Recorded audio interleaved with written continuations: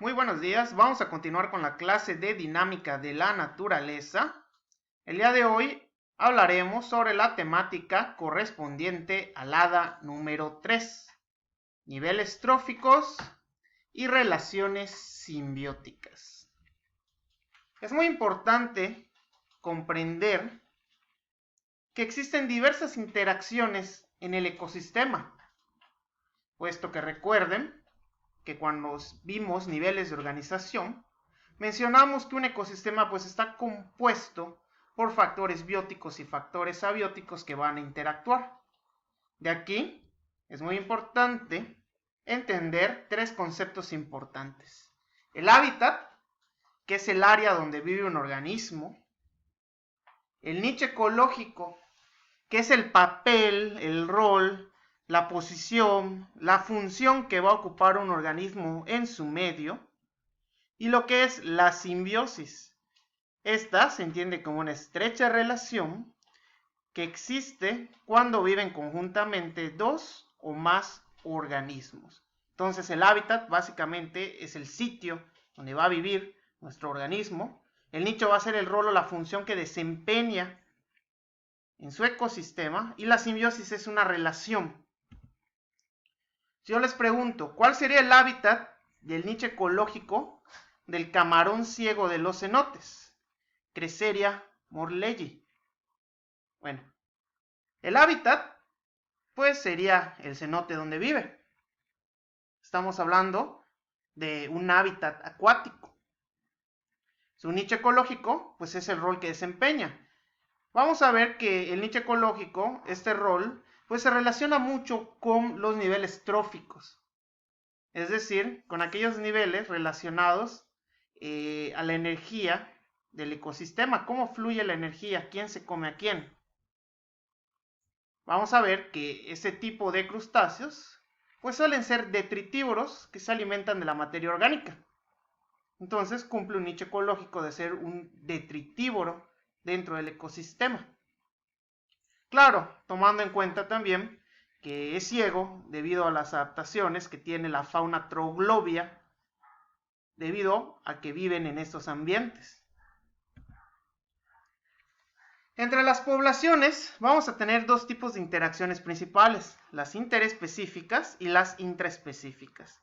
Las interespecíficas van a ser aquellas en la cual se va a dar una interacción entre organismos de distintas especies, ¿sí? Estamos hablando de poblaciones, interactúan con poblaciones, ¿sí?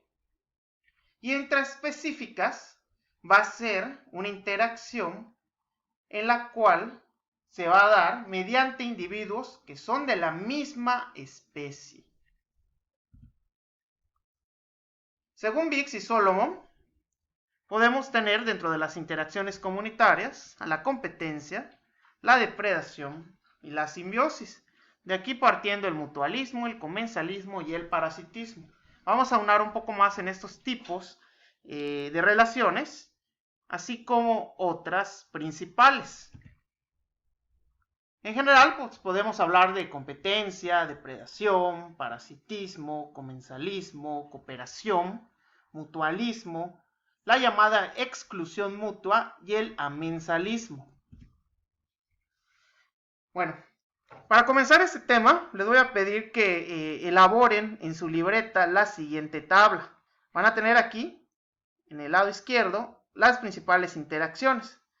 Vamos a suponer que están interactuando dos organismos. Tenemos organismo 1 y organismo 2.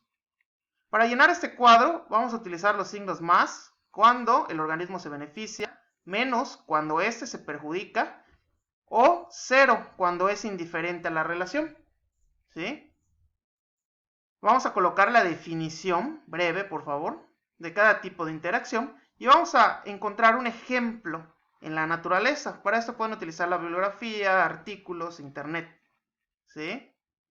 Recuerden que eso en cualquier momento se los puedo pedir en las videoconferencias. Así que, pues ténganlo preparado en su libreta, a más tardar la siguiente semana. Ok. Brevemente, ¿qué es competencia? La competencia se va a dar cuando hay un recurso que no necesariamente es nutritivo, el cual va a ser utilizado por dos o más individuos. Decimos que esa competencia puede ser interespecífica cuando son diferentes especies que están compitiendo por dicho recurso. ¿Sí? Lo podemos observar en ciertas especies de aves que pueden competir en los basureros, por ejemplo.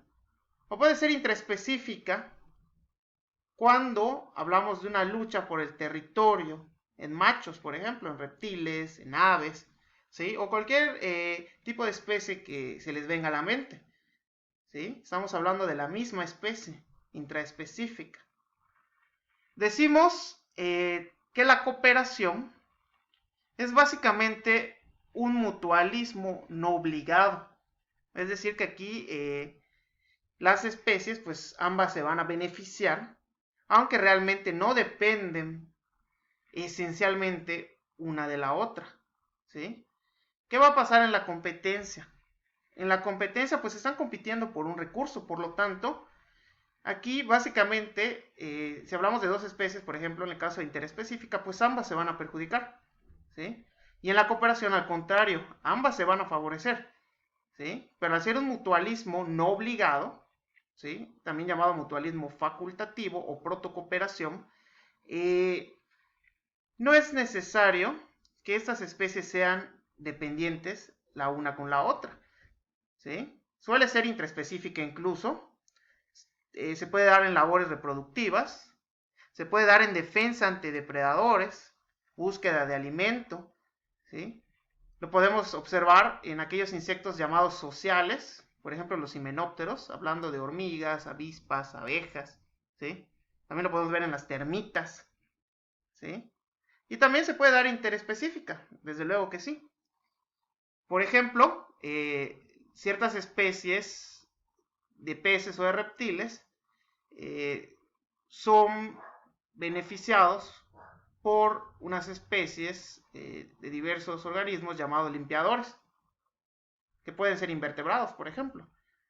Los limpiadores se benefician retirando el alimento, los parásitos del individuo, mientras que los reptiles, algunos grandes mamíferos, peces, se benefician de los limpiadores debido a que pues, les retiran los parásitos, le quitan el exceso de comida entre los dientes, diversas razones.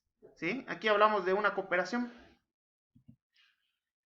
Bueno, luego tenemos una de las más estudiadas, de las más vistas en los documentales, la depredación. Esta suele ser interespecífica. Aquí es cuando metemos el ciclo de depredador-presa. ¿Sí?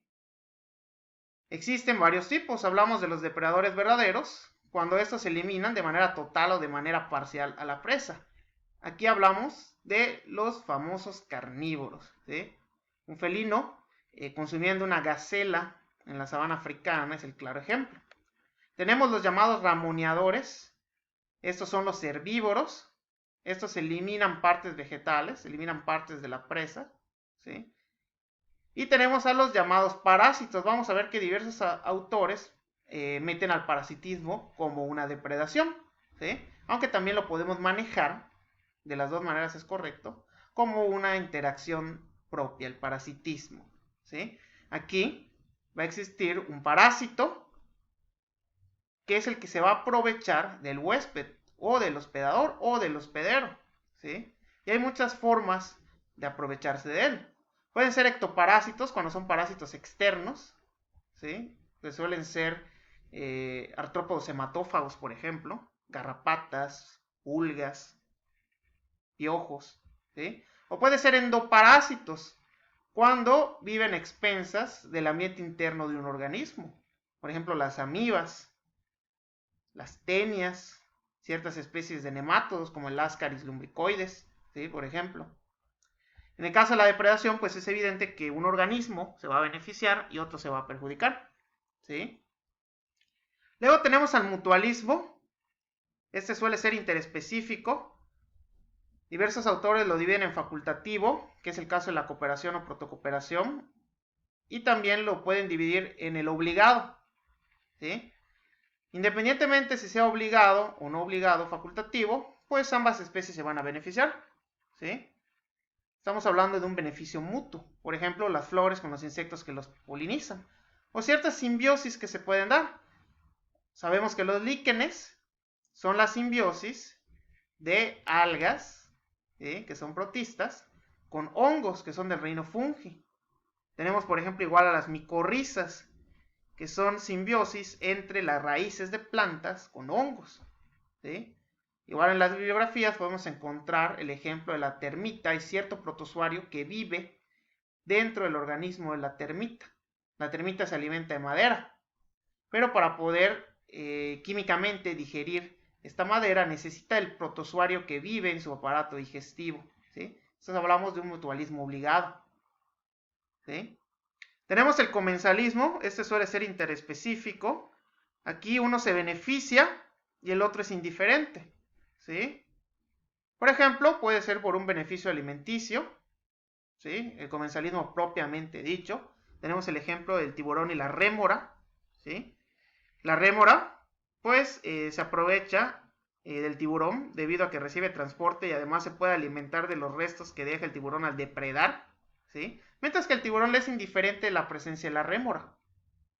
Puede ser también por un beneficio de alojamiento, en este caso le llamamos inquilinismo. Por ejemplo, tenemos los famosos cangrejos ermitaños que habitan las conchas de ciertos caracoles. Tenemos las aves que utilizan los árboles para vivir, ¿sí? Tenemos uno muy importante llamado exclusión mutua. Este fue demostrado experimentalmente con el organismo llamado Paramecium, ¿sí?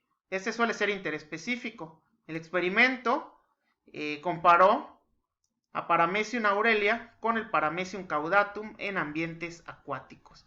¿Qué es lo que podemos observar en esta gráfica? Tenemos aquí en el eje de las Y el volumen poblacional y en el eje de las X el tiempo en días, ¿sí?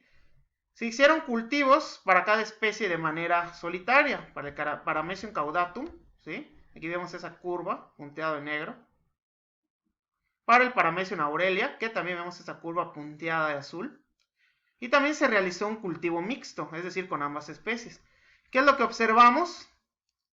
Que en el cultivo mixto, si ustedes pueden notar, ¿qué le pasa al Paramecium caudatum? La población empieza a crecer, pero de pronto empieza a decrecer, mientras que la población de Paramecium aurelia continúa aumentando, ¿sí? Mientras uno aumenta, el otro disminuye, ¿sí? Es decir, que aquí uno se beneficia y otro se perjudica, ¿sí? La exclusión mutua suele darse entonces prácticamente como una competencia, pero en que esta competencia va a llegar a tal grado en que un organismo va a desplazar totalmente a otro, ¿sí? Eso es lo que fue demostrado en el experimento de los Paramecium, ¿sí? Una especie de ellos desplazó totalmente del ambiente de cultivo a la otra especie. Eso también lo podemos ver pues en ecosistemas donde muchas veces no puede haber dos superpredadores debido a que uno va a desplazar al otro, ¿sí? Esto se llama exclusión mutua. Luego tenemos el amensalismo. En el amensalismo normalmente vamos a ver que uno se perjudica y el otro es indiferente. Suele ser interespecífica. Lo podemos ver en los bosques, por ejemplo en el Amazonas, vamos a ver que hay árboles de gran tamaño y vamos a tener también árboles medianos y pequeños. ¿Qué es lo que vamos a notar? Que los árboles que tienen una copa pues más abundante van a aprovechar de manera más eficiente los rayos de luz solar, mientras los que se encuentran por debajo de ellos pues no van a recibir la luz como debe ser y por lo tanto pues se va a afectar a su ciclo vital, ¿sí?, y a su crecimiento, ¿sí? Uno se perjudica y al otro le es totalmente indiferente, ¿sí? Tenemos también el caso de la antibiosis, en la cual existe imposibilidad de que unos organismos vivan juntos en las inmediaciones de otros, ¿sí?, debido a que estos segregan alguna sustancia, ¿sí? De manera natural, cierto organismo puede secretar una sustancia y perjudicar la existencia de otros, ¿sí? Eso igual es amensalismo. También lo podemos ver en ciertas especies de plantas.